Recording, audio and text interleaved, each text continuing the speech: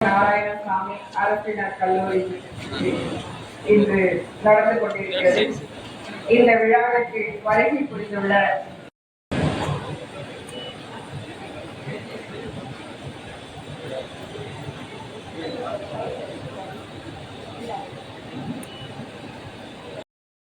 நடைபெற்றுக் கொண்டிருக்கிறது.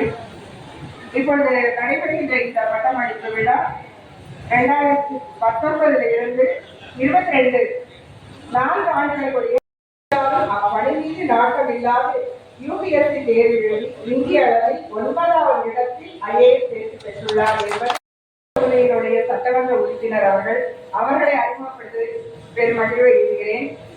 நம்முடைய பொன்னேரி சட்டமன்ற தொகுதி உறுப்பினர் திருமதி துரை சந்திரசேகர் அவர்கள் இப்பட்டமளிப்பு விழாவில் கலந்து கொண்டிருப்பது மிகவும் சிறப்பானதாகும். ஏன் நேரத்திலேயே சென்னையினுடைய மண்டல இணையப்பராகவும் நம்முடைய மண்டல இணையப்பராகவும் பட்டம் ஏற்கும் நாளாக இருந்தாலுமே கூட இந்த உலகத்திற்கு ஒரு அறிவிப்பு தெரிவிக்கும் நாளும் கூட நாங்களும் தயார் அப்படின்ற ஒரு அறிவிப்பை தெரிவிக்கும் ஒரு நாளும் கூட இந்த இடத்தில் நான் ஒரு நாடாளுமன்ற உறுப்பினராக இன்று பேசவில்லை. நீங்கள் வந்த பாதையை கடந்து வந்த ஒரு மாணவனாகவும் இந்த நாளுடைய முக்கியத்துவத்தை அறிந்தவனாகவும் இங்கே நான் முன்னாடி பேசுறதுக்கு வந்திருக்கேன். இந்த கான்வெகேஷன் ஸ்பீச் ரொம்ப ஸ்பெஷல் எப்பவுமே. ஏன்னா இது ஒரு மகிழ்ச்சியான தினமாக இருந்தாலுமே கூட உங்களுடைய உழைப்பை பாராட்டும் உழைப்பை ஒரு ரெகக்னைஸ் பண்ற ஒரு நாளாக இருந்தாலுமே கூட இந்த கான்வெகேஷன் உரையில் வரப்போகும் ஒரு சவால்களையும் எடுத்துரைக்கும் ஒரு பொறுப்பு எனக்கு உண்டு. அப்கோர்ஸ் இங்க இருக்கிறவங்க பல பேர் பலவிதமான கஷ்டங்களை சந்தித்து தான் இங்க வந்திருப்பாங்க. இந்த பொன்னேரி காலேஜ் உருவாக்கப்பட்ட ஒரு காலேஜ்.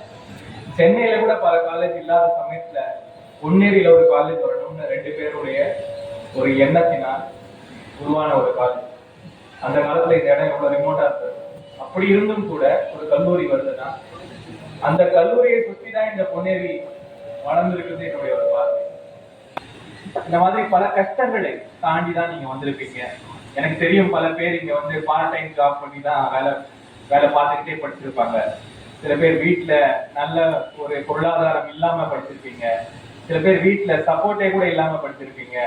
பல பேர் டிஸ்கண்டினியூ பண்ணிட்டு மறுபடியும் ஜாயின் பண்ணியிருப்பீங்க. இந்த மாதிரி பல இடையூறுகளுக்கு மத்தியில் தான் உங்களுடைய இந்த கல்வியுடைய ஒரு ஒரு ஒரு என்டையர் ஒரு பாத்வேக்கு முடிவடைந்திருக்கு. அதனால் வரப்போகும் நாட்கள் ரொம்ப சுகமாக இருக்குமா அப்படின்னு கேட்டா இதை விட சேலஞ்சிங்காக இருக்கும் என்பதுதான் உண்மை. ஏன்னா அது நாம இன்னைக்கு இந்த தருணத்தில் புரிந்து கொள்ள வேண்டிய ஒரு கட்டாயம் நமக்கு இருக்கிறது.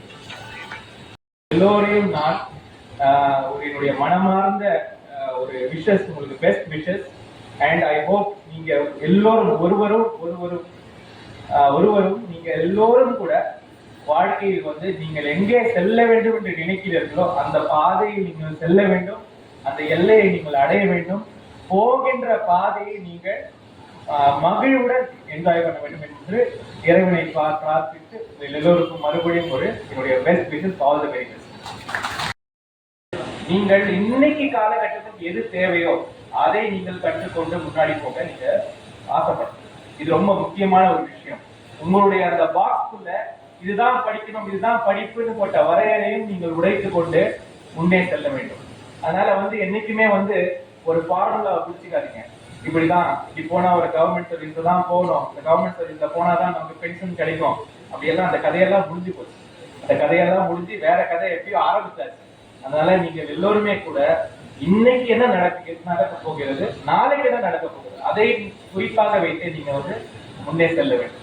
3வது விஷயம், முதல் விஷயம் நான் சொன்னது, உங்களுக்குள்ள உங்களை யாரும் கண்டெயின் பண்ண விடாதீங்க. 2வது, சமுதாயம் உங்க மேல இருக்கிற ஜட்ஜ்மெண்ட்லயும் நீங்க மாட்டிக்காதீங்க.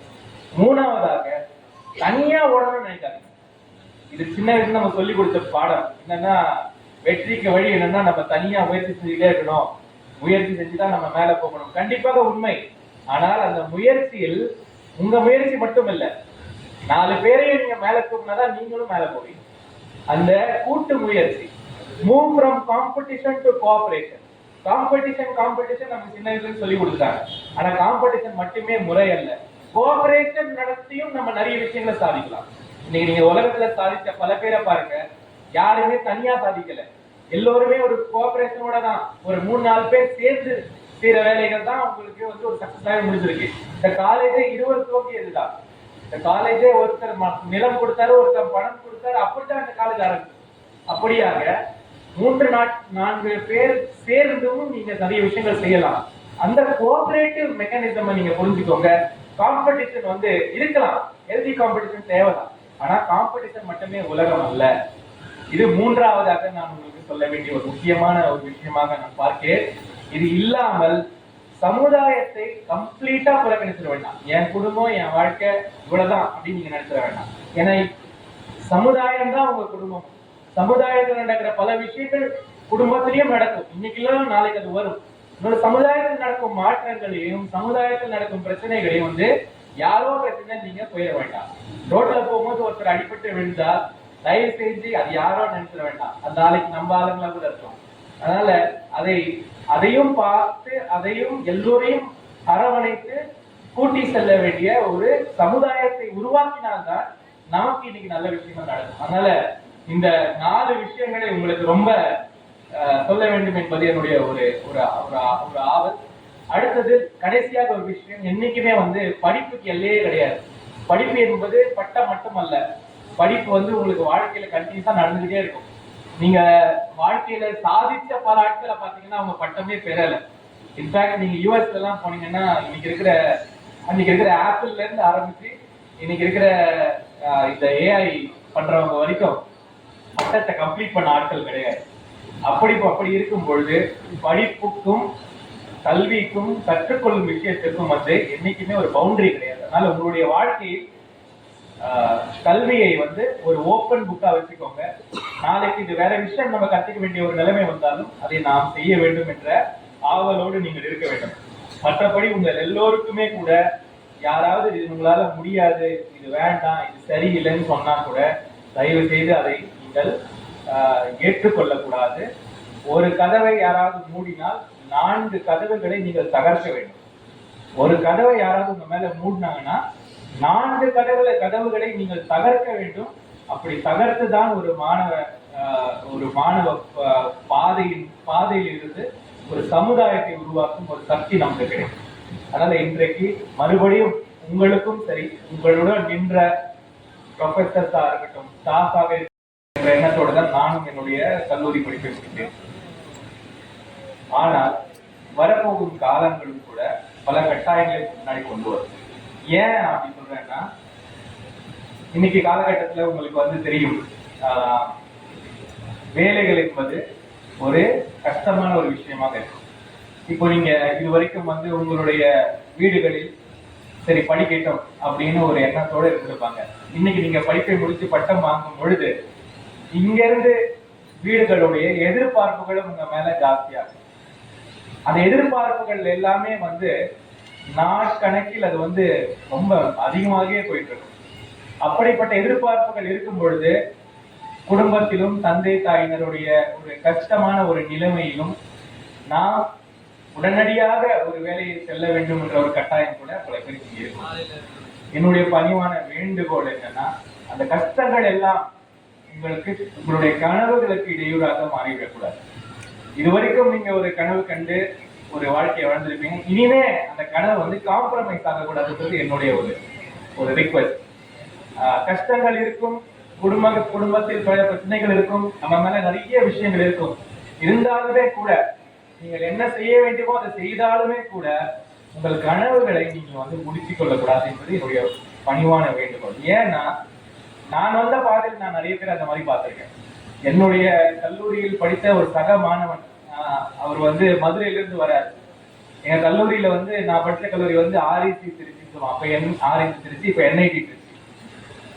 சவுத் ஏசியாலேயே பெரிய கம்ப்யூட்டர் சென்டர் அங்க இருந்தது. அப்ப அந்த என்னுடைய சக மாணவன் பேர் முத்து, அவர் மதுரையில இருந்து வராரு. முறையா அந்த கம்ப்யூட்டர் சென்டர் வந்த போது அவர் என்ன பார்த்து கேட்கிறாரு, சசி இத்தனை டிவியா இங்க வச்சிருக்காங்கன்னு கேட்டாரு. அவர் கம்ப்யூட்டரை பார்த்தது இல்லை, ஆனா இன்னைக்கு மைக்ரோசாஃப்ட்ல வேலை செய்யறாரு. அவருடைய கனவுகள் வந்து நாங்க சொல்லுவோம், எதுக்கு முத்து உனக்கு இந்த கோடிங் எல்லாம் வேண்டாம், நம்ம வேற என்ன பார்க்கலாம்னா கேட்கவே மாட்டான். காலையில இருந்து சாயங்காலம் வரைக்கும் இந்த கம்ப்யூட்டர் தட்டி தட்டி தட்டி தட்டி அதுல இருக்கு என்ன இருக்குன்னு தெரிஞ்சு எங்களுக்கு முன்னாடி மைக்ரோசாஃப்ட் வேலை வாங்கிட்டு இன்னைக்கு வைஸ் பிரசிடென்ட் ரேஞ்சுக்கு வந்துட்டாங்க. அந்த மாதிரி கனவுகளுக்கு நீங்கள் வந்து எல்லை போடக்கூடாது. நிறைய பேர் சொல்லுவாங்க, ஏன் சார் படிக்கல, ஏமா நீ இந்த வேலைக்கு போயிட்ட. அன்னைக்கு ஒரு தம்பி வந்தார் என்கிட்ட, சார் நான் என்ஜினியரிங் படிச்சிருக்கேன் சார். சரி, நல்ல விஷயம், என்ன வேணும் சார்? ஒரு ஸ்வீப்பர் வேலை வாங்கி கொடுக்க முடியுமான்னு கேட்டேன். ஏன் நீ நல்லா தானே வேலை பண்ணிட்டு இருக்கு, எதுக்கு ஸ்வீப்பர் வேலை? ஸ்வீப்பர் வேலைன்னா அரசாங்க வேலை இல்லை சார். நான் கேட்டேன், தம்பி அரசாங்க வேலை சரிதான், அதுக்காக நீ வந்து ஸ்வீப்பர் வேலைக்கு போயிருவியா? இல்ல, அதுகளை வந்து உங்களோட பாக்ஸ்குள்ள போட்டு நீ இதுதான் அப்படின்னு கண்டினியூஸா சொல்லிக்கிட்டே இருக்கும். நீங்க வந்து ஒரு பொண்ணு, நீ இவ்வளவுதான் செய்ய முடியும், இதுக்கு மேல நீ யோசிக்க கூடாதுன்னு உங்களை ஒரு பாக்ஸ்ல போட்டுரும். நீ வந்து இந்த ஊரை சேர்ந்தவன், இந்த வறுமை நிலையில சேர்ந்தவன், உனக்கும் இவ்வளவுக்கு மேல நம்ம யோசிக்க கூடாது அப்படின்ற ஒரு பாக்ஸ்ல நம்ம கட்டாயமாக ஒரு நாளும் நம்ம அந்த பாக்ஸ்ல போட்டு நீ இவ்வளவுதான் அப்படின்னு யோசிக்க வைக்கும். தயவு செய்து அந்த பாக்ஸ்குள்ள போய் யாரும் உட்காந்துக்காதீங்க. அந்த பாக்ஸ்குள்ள போனாலும் உடச்சி வெளியே வர ட்ரை பண்ணுங்க. இது என்னுடைய முதல் பணிவான வேண்டுகோள். அதனால குடும்பத்தின் வறுமையும் குடும்பத்தின் கஷ்டங்களும் வந்து உங்களுடைய கனவுகளுக்கு என்னைக்குமே ஒரு தடையாக இருக்கக்கூடாது. இரண்டாவது, நான் சொன்ன நீங்க பாக்குற சமுதாயம் வந்து இனிமே உங்களை ஒரு ஜட்மெண்ட் பண்ணிக்கிட்டே இருக்கும். அந்த ஜட்மெண்ட் எப்படி பண்ணணும்னா உங்களுடைய அறிவுத்திறனால மட்டுமே பண்ணாது. நீங்க என்ன நிறத்துல இருக்கீங்க, உங்க பேர் என்ன, உங்க பேருக்கு பின்னாடி என்ன பேர் இருக்கு, நீங்க எந்த ஊர்ல இருந்து வரீங்க, எந்த சமுதாயத்துல இருந்து வரீங்க, எந்த பாலினத்துல இருந்து வரீங்க, இது எல்லாத்தையுமே சேர்த்து வச்சுதான் உங்களை வந்து ஜட்மெண்ட் பண்ணிக்கிட்டே இருக்கும். அதனால அந்த ஜட்மெண்ட் பண்ண ஒரு சிலரை வந்து கீழே தள்ளிக்கிட்டே இருக்கும், ஒரு சிலரை வந்து மேல தள்ளிக்கிட்டே இருக்கும். அந்த ஜட்மெண்ட்டுக்கும் மாட்டிக்காதீங்க. எஸ்பெஷலி குறிப்பாக என்னுடைய பெண் மாணவிகளுக்கு நான் சொல்றேன், இது வந்து உங்களுக்கு வந்து வரப்போற நாட்கள் வந்து இன்னும் கூட சேலஞ்சிங்கா இருக்கு. இதை நீங்கள் தகர்த்தெறிந்து வருவதுதான் உங்களுக்கு நீங்க வச்சிருக்கிற ஒரு டார்கெட்டா இருக்கு. அதனால சமுதாயம் உங்க மேல வச்சிருக்கிற அந்த ஜட்ஜ்மெண்ட்டை வந்து நீங்க வந்து பேஸ் வேல்யூல எடுத்துக்காதீங்க. 1000 பேர் சொல்லுவாங்க, இவர் புத்திசாலி இல்ல, இவரால இது முடியும், இவரால இது முடியாது. இதெல்லாம் அவங்க பார்வையில இருந்து சொல்றது, உங்க பார்வையில கிடையாது. உங்க பார்வையில எல்லோருமே ஒரு விதத்துல கேபபிளான ஆளுங்க தான். படிப்புல வந்து நல்ல மதிப்பெண்கள் எடுப்பது மட்டுமே வாழ்க்கையில் ஒரு சக்சஸ்க்கான ஒரு ஃபார்முலா கிடையாது. என்னையே எடுத்துக்கோ, நான்லாம் படிப்புல ரொம்ப பெரிய ஆளுலாம் கிடையாது. மேடம் சொன்னாங்க, நான் வந்து ஆல் இந்தியால 9th ரேங்க் வாங்கினேன். நாம ரொம்ப வாங்கினதுதான். ஆனா அதுக்கு முன்னாடி நான் பெருசா எதுவும் சாதிச்சது கிடையாது. ஆனா எல்லோருக்கும் ஒரு நேரம் வரும், எல்லோருக்கும் ஒரு சில விஷயங்கள் இருக்கும். இந்த நிகழ்ச்சிக்கு சிறப்பு விருதாக வந்து உங்களுக்கு எல்லாம் பட்டங்களை வழங்கி பெருமையாக சென்றிருக்கின்ற எங்களுடைய நாடாளுமன்ற உறுப்பினர் மரியாதை ஒரு இடம் என்றதுதான் அது பொன்னேரி தான். அப்பேற்பட்ட பொன்னேரியில் எப்படி பொன்னேரியின் பேர் வந்தது? பொன் ஏர் கூட்டுதல், பொன் ஏர் கூட்டி விவசாயம் பார்த்ததுதான் இது பொன்னேரி என்று அழைக்கப்பட்டது. இதை நான் சட்டமன்றத்தில் பேசும்போது எல்லாரும் இருக்காங்க, என்ன எவ்வளவு பேசுறீங்க அப்படின்னா, ஆமா எங்க ஊரை பத்தி நான் தான் பதினா பேசுறேன்னு சொன்னேன். அப்பேற்பட்ட இந்த இடத்தில் 65 ஆண்டு காலமாக இந்த கல்லூரி சிறப்பாக இயங்கிக் கொண்டிருக்கிறது. இன்றைய தினம் சுமார் 700 லட்சம் மாணவர்கள் பட்டம் பெறுவீர்கள். உங்கள் அனைவருக்கும் என்னுடைய வாழ்த்துக்களை தெரிவித்துக் கொள்கிறேன். எவ்வாறு வருகின்ற காலம் எவ்வாறு இருக்கும் என்பதை எங்களுடைய நாடாளுமன்ற உறுப்பினர் அவர்கள் மிக அழகாக உங்களுக்கு சொல்லியிருக்கிறார்கள். என்னன்னா, நான் பிஎஸ்சி எம்ஏ பிஎல் படிச்சானா எதுவுமே நான் பட்டம் வாங்கவே இல்லை. இல்ல அங்கேயும் நான் இப்பதான் போடுறேன். பட்டம் வாங்க ரொம்ப ஆசை, ஆனா லேட்டா வந்தது எனக்கு அறிவிப்பு, என்னால போய் கலந்துக்க முடியல. இப்போ கடைசியா வந்து 2001 வந்து நான் சட்டக்கல்வி முடித்த போது அதுலயாவது எப்படியாவது பட்டம் வாங்கணும்னு சொல்லிட்டு ரொம்ப ஆசையா இருந்தேன். ஆனா நான் தாமதமாக சென்றதினால் சென்னை பல்கலைக்கழக அந்த வடகத்தோட அந்த ஹால் வந்து க்ளோஸ் பண்ணிட்டாங்க. நான் அதை விட மேல வாங்க முடியல. ஆனால் இன்றைய தினம் நீங்கள் வாங்குவதை உங்களுக்கு கொடுப்பதாக வந்துள்ள நம்ம எம்பியோடு தேர்வு கொடுப்பதற்கு நான் மிக மகிழ்ச்சி அடைகிறேன். அதே போல பாரதியார் சொல்வார், 1 கோடி இன்பம் வைத்தாய் பராசக்தி, 1 கோடி இன்பம் வைத்தாய். இந்த உலகத்துல இந்த நாட்டுல 1 கோடி இன்பம் இருக்கிறது என்றார். ஆனா 1 கோடி இன்னும் என்ன படித்தவர்கள் நீங்கள் பார்க்க வேண்டிய உலகம் மிக மிகவும் பெரியது. அப்பேற்பட்ட உலகத்தில் நீங்கள் பட்டம் பெறுகிறீர்கள். நீங்கள் எதிர்காலத்தில் நன்றாக வர வேண்டும். நீங்கள் நிறைய பார்க்க வேண்டும், நிறைய இன்பங்களை அனுபவிக்க வேண்டும். அதை விட நம்முடைய வாய்ப்புகள் ஒன்றும் புரிகிறது. என்ன புரியுது என்றால், எப்படி சார் கேட்டாங்க, அந்த கேலரியில் உட்கார்ந்து பேரண்ட்ஸ் தான் கேட்டாங்க. ஆமா சார், ஏன்னா அவர்களே ஒரு பெரிய சென்று வள்ளுவர் சொல்கிறார், ஈன்ற பொழுதிலும் பெரிதுவர்க்கும் தன் மகளை சான்றோன் என கேட்ட தாய் என்று. இப்போது நீங்கள் இந்த பட்டம் பெறும்போது, இந்த அங்கியோடு நீங்கள் இந்த பட்டத்தை பெறும்போது உங்கள் பெற்றோர்கள் மிகவும் சந்தோஷப்படுவாங்க. ஏன்னா அந்த சந்தோஷம் எங்களால கொடுக்க முடியல. நீங்களாம் வந்து இருக்கும்போது எனக்கு ரொம்ப அந்த நினைவுகள்லாம் வருது.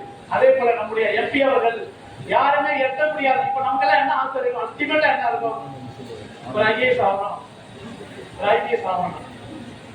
ஆனால் ஐஏஎஸ் ஆக இருந்து 10 வருஷ காலம் தங்களுடைய பணியை செய்து அங்கே நடக்கின்ற சமுதாயத்தில் இருக்கின்ற அனைத்து விதமான அநீதிகளை எதிர்த்து நாம் அரசியலில் வந்து இந்த மக்களுக்காக பணியாற்ற வேண்டும், இந்த தாழ்த்தப்பட்ட பிற்படுத்தப்பட்ட ஏழை எளிய மக்களுக்காக பணியாற்ற வேண்டும் என்ற உயிரிய நோக்கத்தோடு வந்து இன்று நம்முடைய நாடாளுமன்ற உறுப்பினராக அருமை செல்வர் அவர்கள் இருக்கிறார்கள். அது எப்படி சொல்றேன்னா, எப்படி நான் பாக்குறேன்னா,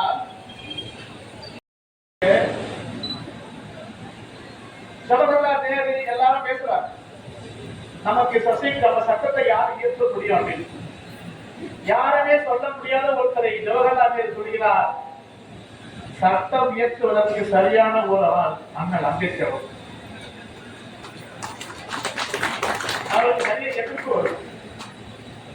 ஏன் நேரு அவர்களை பண்டித நேரு அவர்கள் அண்ணல் அம்பேத்கர் சொல்றார் என்றால், அண்ணல் அம்பேத்கருடைய பட்டம், அவர் படித்த படிப்பு, அவருடைய கல்விதான் அவரை வந்து அதற்கு தள்ளப்பட்டது. நிறைய எதிர்ப்பு வந்தது. மகாத்மா காந்தி கூட அவரோட முரண்பாடு இருக்கு.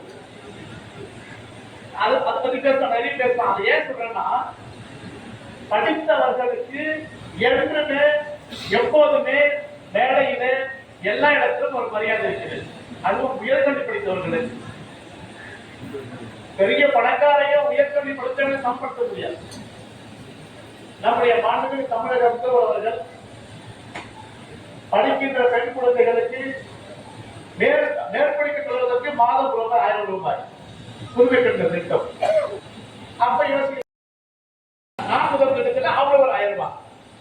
சோ உயர்கல்விக்கு புத்துயிர் கொடுக்க வேண்டும். யாரும் எந்த காரணத்தினாலும் கல்வியை பாதி நிறுத்திவிடக் கூடாது என்பதற்காக நம்முடைய தமிழக அரசு மாண்புமிகு முதல்வர் அவர்கள் மிக சிறப்பான திட்டங்களை அறிவித்து உயர்கல்வியை சிறப்பாக நடத்தி வருகிறார்கள்.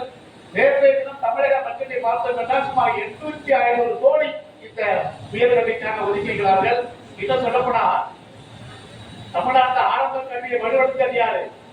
காமராஜர் அவர்கள். அவரை விட்ட யாரும் கிடையாது. இன்று வரையிலும் ஆரம்ப கல்வியை தமிழகத்திலே கட்டமைத்த ஒரு மாபெரும் தலைவர் பெருந்தலைவர் காமராஜர் அவர்கள். அதற்கு பிறகு உயர்கல்வியை கொண்டு வந்து மிக சிறப்பாக கொண்டு வந்த ஒரு முத்தான தலைவர் முத்தமிழ் கலைஞர் அவர்கள். இந்த இருவரும் சேர்ந்து கொண்டு வந்த இந்த கல்விதான் தமிழகத்தை உயர்த்திருக்கிறது. இன்றளவும் நம்முடைய மாண்புமிகு முதல்வர் அவர்கள் மிக சிறப்பான ஒரு உயர்கல்வியை கொண்டு வந்துள்ளார்கள். அவர்களுக்கு இந்த நேரத்தில் என்னுடைய காங்கிரஸ் கட்சி சார்பாகவும் என்னுடைய மக்களுக்கு சார்பாக நன்றிகளை தெரிவித்துக் கொண்டு, கல்வி படிப்பதற்கு வயதோ எதுவோ காரணம் இல்லைன்னு சொன்னாங்க. அது ஒரு சின்ன என்ன சொல்றேன்னா, ஒருத்தர் வந்து 40 ஆண்டு காலம் ஒரு துறத்தில் வேலைக்கிறார். வேலை செஞ்சுட்டு அவர் ரிட்டையர் ஆயிட்டு அரசியல் அறிவியல் துறையிலே முதுகலை பயின்ற ஒரு மாணவர் என்பதனால் எங்களுக்கு ஒரு தனிப்பட்ட மகிழ்ச்சி இருக்கிறது. அரசியல் அறிவியல் துறையிலே மாநில கல்லூரியிலே மாண்புமிகு தமிழ்நாடு முதலமைச்சர் அவர்கள் பயின்ற அந்த ஒரே காரணத்தால் நான் இன்றைக்கு தமிழ்நாட்டிலே செயல்படுகின்றன. இப்போது பட்ஜெட்டிலே இன்னும் 10 அரசு கல்லூரிகள் அறிவிக்கப்பட்டிருக்கின்றன. இந்த கல்லூரிகள் எதற்கும் கிடைக்காத வகையிலே எங்கள் மாநில கல்லூரிக்கு 63 கோடி ரூபாய் செலவில் ஒரு கிராண்ட் ஆடிட்டோரியம், இங்கே கூட முதல்வர் ஆடிட்டோரியம் கேட்டுக் கொண்டிருக்கிறார். எங்களுக்கு 2050 பேர் அமரக்கூடிய வகையிலே ஒரு மாபெரும் கலையரங்கம் கட்டி தருவதாக ஒப்புக்கொள்ளப்பட்டு இந்த ஜூன் 3ஆம் தேதி கலைஞர் பிறந்த நாள் வருகிற போது மாண்புமிகு தமிழ்நாடு முதலமைச்சர் அவர்கள் அதை திறந்து வைப்பதற்கு உள்ளார்.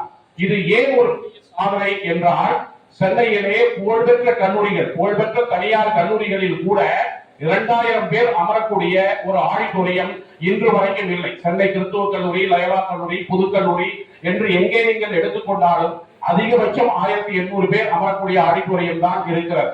ஆகவே தமிழ்நாட்டிலேயே ஒரு முன்மாதிரியான ஒரு கலையரங்கம் மாநில கல்லூரிக்கு வந்திருக்கிறது. அடுத்தபடியாக எங்களுடைய தொகுதியினுடைய சட்டமன்ற உறுப்பினர் அவர்கள், மாண்புமிகு உதயநிதி ஸ்டாலின் அவர்கள், துணை முதலமைச்சர் அவர்கள் எங்களுடைய மாநில கல்லூரிக்காக 78 லட்சம் ரூபாய் செலவில் ஒரு கேண்டீன் கட்டி தந்திருக்கிறார்கள்.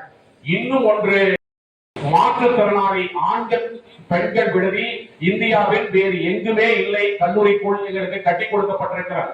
இந்த ஆட்சி வந்த பிறகு 4 வருடங்களில் கிட்டத்தட்ட 100 கோடி ரூபாய் அரசாங்க நிதி மாநில கல்லூரிக்கு ஒதுக்கி தரப்பட்டிருக்கிறது.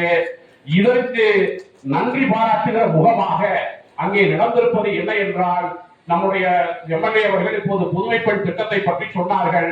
நான் கல்லூரி முதல்வராக அங்கே பொறுப்பேற்ற போது 2021ஆம் ஆண்டில் 100 பேர் படிக்கிறார்கள் என்றால் 25 மாணவிகள் படிப்பார்கள், 75 மாணவர்கள் படிப்பார்கள். இன்றைக்கு 2025இல் என்ன நிலவரம் என்றால் 43 மாணவிகள் படிக்கிறார்கள், 57 மாணவர்கள் படிக்கிறார்கள். கிட்டத்தட்ட 18% பெண்கள் உயர்கல்வி படிப்பது என்பது இந்த புதுமை பெண் திட்டத்தால் எங்கள் கல்லூரியில் சாத்தியமாக இருக்கிற ஒரு நிலைமையை நாங்கள் பார்க்கிறோம். இந்த பட்டமளிப்பு விழா இன்றைக்கு 700க்கும் மேற்பட்ட மாணவர்கள் இங்கே நீங்கள் பட்டம் பெற இருக்கிறீர்கள். நான் வாட் இஸ் எஜுகேஷன் என்கிற கேள்வியை கேட்டுக்கொண்டால் எத்தனையோ நூற்றுக்கணக்கான விளக்கங்கள் இருக்கின்றன. அதிலே எனக்கு பிடித்து நான் ஒவ்வொரு நாளும் மனதுக்குள்ளே சொல்லிக் கொள்கிற ஒரு விளக்கம் என்ன என்றால், எஜுகேஷன் இஸ் லிபரேஷன். கல்வி என்பது விடுதலை. நம்மை கட்டிய அனைத்து தடைகளில் இருந்தும் அனைத்து அடிமைத்தனங்களில் இருந்தும் நம்மை விடுவித்துக் கொள்வதுதான் கல்வி. அதற்கு நம்முடைய எம்எல்ஏ அவர்கள் சொன்ன பாபா சாஹேப் அம்பேத்கரிடத்திலிருந்தே ஒரு மேற்கோளை நான் காட்ட விரும்புகிறேன். அவர்தான் இந்திய அரசியல் சாசன சட்டத்தை உருவாக்கினார். ஆனால் அவர் எவ்வளவு கூர்த்த மதிவுடையவர் என்று சொன்னால், அவர் தான் ஒரு சூழலிலே சிக்க வைக்கப்பட்டிருக்கிறோம் என்பதை புரிந்து கொண்டு அந்த பதவியை ராஜினாமா செய்துவிட்டு வெளியே வருகிற போது சொல்லுகிறார், I created the Constitution of India, but if I found it is misused later, I shall be the first one to burn it என்று அவர் சொல்லுகிறார். நான் இந்திய அரசியல் சாசன சட்டம் என்றைக்காவது தவறாக பயன்படுத்தப்படுகிறது என்று அறிந்து கொண்டால் நான் தான் அந்த சாசன சட்டத்தை எரிக்கிற முதல் நபராக இருப்பேன். I shall be the first one to burn it என்று ஒருவர் சொல்லுகிறார் என்றால் அவர் எவ்வளவு கூர்த்த மதிப்படைத்தவர் என்பதை நீங்கள் உணர்ந்து கொள்ள வேண்டும். கல்வி என்பது இதுதான். நாம் எந்த சூழலில் இருந்தாலும் சரி, நம்முடைய சிந்திக்கிற அறிவு, இதைத்தான் சாக்ரட்டிஸ் போய் கேட்கிறார்கள், உலகத்திலேயே சிறந்த அறிவாளி யார் என்று கிரேக்கத்திலே ஒலிவியா என்ற தெய்வத்திடம் போய் கேட்கிற போது அந்த தெய்வம் சொல்லுகிறது, அட பாவிகளா, உங்கள் ஊரிலேயே இருக்கிறான் அந்த உலகத்தினுடைய மகத்தான புத்திசாலி, அவன்தான் சாக்ரட்டிஸ் என்று அந்த தெய்வம் சொல்லுகிறது. உடனே இது ஒரு தொன்ம கதை, கிரேக்கத்திலே நிலவுகிற ஒரு தொன்ம கதை. உடனே அந்த மக்கள் சாக்ரட்டிஸிலே போய் சொல்லுகிறார்கள், இந்த ஊரினுடைய தெய்வமே நீங்கள் தான் பெரிய அறிவாளி என்று சொல்லுகிறது, அப்படி என்ன அறிவு உங்களிடம் இருக்கிறது என்று கேட்கப்படுகிற போது சாக்ரட்டிஸ் சொல்லுகிறான், I don't know anything, that is the only thing I have known fully well என்று அவன் சொல்லுகிறான். எனக்கு எதுவுமே தெரியாது, அந்த ஒரு விஷயம் மட்டும் எனக்கு நன்றாக தெரியும் என்று சாக்ரட்டிஸ் சொல்லுகிற போது அவன் எவ்வளவு அறிவினுடைய உச்சாணி கொம்பில் நின்று கொண்டிருக்கிறான் என்பதை நாம் கண்டுகொள்கிறோம். இது நம்மிடத்தில் இல்லையா, நம்முடைய பண்பாட்டில் இல்லையா என்று கேட்டால் திருவள்ளுவர் இன்னும் எளிமையாக 3 வார்த்தைகளில் சொல்லுகிறார். அறிவு எது என்று கேட்டால் அறிதோறும் அறியாமை கண்டற்றான் என்று சொல்லுகிறார். அதைத்தான் நம்முடைய எம்பி அவர்களும் சொல்றார், படிப்பிற்கு எல்லைகள் கிடையாது. நீங்கள் படிக்க விரும்பினால், உங்களுக்கு மனம் இருந்தால் நீங்கள் சாகர அந்த கடைசி நொடி வரை படித்துக் கொண்டே இருக்கலாம். சிறையிலே இருக்கிற பகத்சிங்குக்கு நாளை காலை அவனுக்கு தூக்கு தண்டனை நிறைவேற்றப்படுகிறது.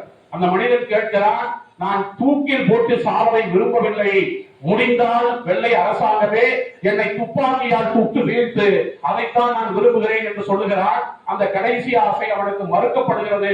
ஆனால் அப்போது கூட அவன் மார்க்சினுடைய அந்த மூலதனத்தை படித்துக் கொண்டிருக்கிறான். எனக்கு அந்த புத்தகத்தை கொடுங்கள், நான் இன்னொரு முறை படித்துவிட்டு இந்த தூக்கு மேலே ஏறுகிறேன் என்று சொல்கிறான். என்று சொன்னால் கல்வி என்பது அந்த கடைசி மூச்சு வரை, நாம் இந்த உலகத்தை விட்டு அந்த பிரிகிற அந்த கடைசி நொடி வரை நம்மோடு இணைந்திருக்க வேண்டும். இந்த பட்டம் பெற்றுவிட்டு நீங்கள் வெளியே செல்வதால் இனி படிப்புக்கு நமக்கும் தொடர்பில்லை என்பது அர்த்தமில்லை. தொடர்ந்து நாம் படித்துக் கொண்டே இருக்க வேண்டும். அது அவர் சொல்வது போல பல்கலைக்கழக பட்டங்களாக இருக்க வேண்டிய அவசியம் இல்லை.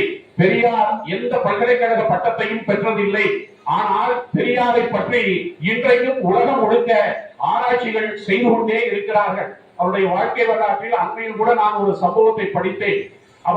அவருடைய ஒரு நண்பர், அவர் டி.கே. சிதம்பரநாத முதலியார், அவருக்கு 60 வயது வருகிறது. அதற்காக ஒரு மணி விழாவை கொண்டாடுகிறார்கள்.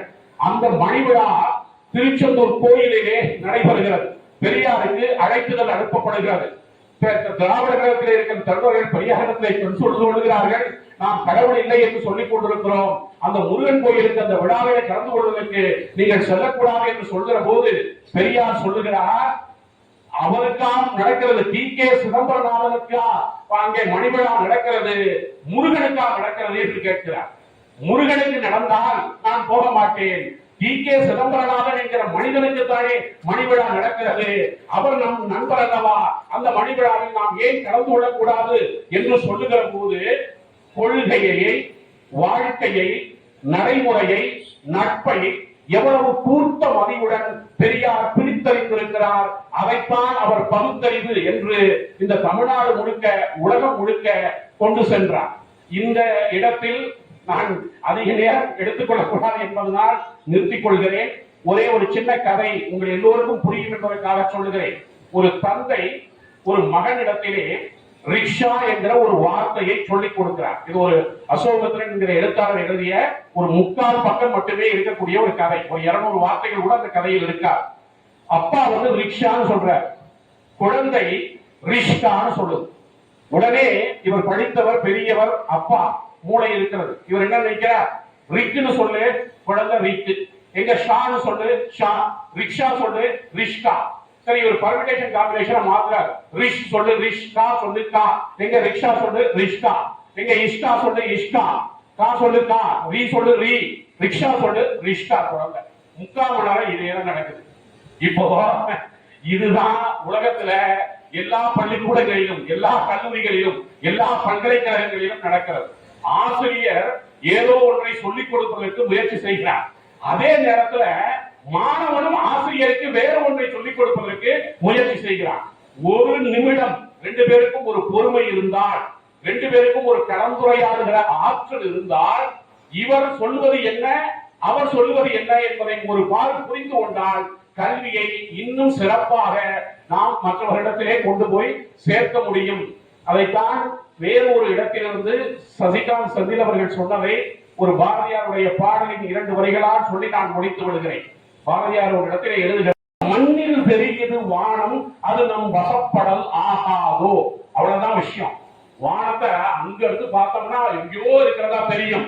ஆனா ஒரு கல்பனா சாவ்லாவுக்கு, ஒரு ராகேஷ் சர்மாவுக்கு, நீல் ஆம்ஸ்ட்ராங்குக்கு அப்படி தெரிவதில்லை. அவர்கள் நாம் எப்படி நடந்து போகலாம் என்று நினைக்கிறோமோ அப்படி நிலவில் நம்மளால் நடந்து போக முடியும் என்று நீல் ஆம்ஸ்ட்ராங் நினைக்கிறார். அந்த மனம்தான் உங்களை அங்கே கொண்டு போய் சேர்க்கிறது. அதைத்தான் பாரதியார் எழுதுகிறார், கண்ணில் தெரியும் பொருளினை கைகள் தவறுந்திட மாட்டாவோ, மண்ணில் தெரியுது வானம், அது நம் வசப்படல் ஆகாதோ. இந்த நம்பிக்கை இருந்தால், இந்த புத்துணர்ச்சி இருந்தால் உலகமே உங்கள் உள்ளங்கைக்குள் வசப்படும். நீங்கள் மாபெரும் மனிதர்களாக, மாபெரும் சாதனையாளர்களாக வெற்றி பெற்று திரும்பவும் இந்த பொன்னியடி கல்லூரிக்கு திரும்பி இங்கே உங்கள் முதல்வர் கேட்கிற ஆடிட்டோரியம், பிளே கிரவுண்ட் எல்லாவற்றையும் இந்த கல்லூரிக்கு நீங்கள் ஒரு நாள் நம்முடைய சசிகாந்த் செந்தில் எம்பி அவர்களை போல நீங்களும் செய்து தர வேண்டும் என்று வாழ்த்தி விடைபெறுகிறேன். நன்றி. Navani R, Nalini S, Suryaprabha N, Uma Maheswari A, Shakuntala M, Vennila M, Bhuvaneshkumar H,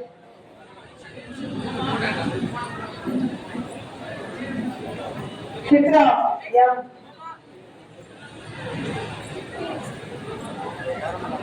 Divyabharathi D, Gayathri P, Jayalakshmi R, Jeevitha S, Kausalya B,